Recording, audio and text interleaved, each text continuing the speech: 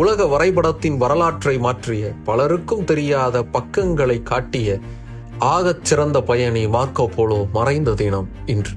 13ஆம் நூற்றாண்டுல இட்லிக்கு பக்கத்துல இருக்கக்கூடிய இடத்துல பிறந்தவர் மார்க்கோ போலோ. பிறந்து வளர ஆரம்பிச்சதுல இருந்தே உலகம் முழுக்க பயணம் செய்யணும் அப்படிங்கிற கனவு கொண்டவர். அந்த கனவாக்க நிஜமாக்க தைரியமா கிளம்பினவர். அவருடைய பயணம்ங்கிறது இந்தியா, சைனா வரைக்கும் நீண்டுச்சு. அந்த பயண குறிப்புகளை 14ஆம் நூற்றாண்டுல ஒரு புத்தகமா வெளியிட்டார்.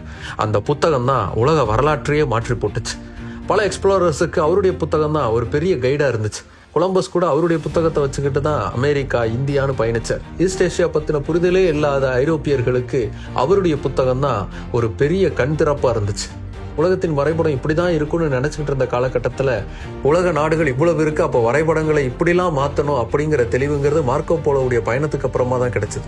உலக நாடுகளுடைய அரசுகள் எப்படி, அரசர்கள் எப்படி, அங்கே இருக்கக்கூடிய மக்கள் எப்படி, அவங்களுடைய வாழ்வியல் எப்படி, அவங்களுடைய உணவு பழக்கம் எப்படின்னு பல குறிப்புகளை தந்தாரு மார்க்கோ போலோ. அப்படி உலகம் முழுக்க பயணித்து தன்னுடைய பயண கட்டுரைகள் மூலமாக உலகிற்கு புதிய வெளிச்சத்தை தந்த மார்க்கோ போலோ 1324ஆம் ஆண்டு ஜனவரி மாதம் 8ஆம் நாள் தன்னுடைய 69 வயதில் மரணம் அடைஞ்சார்.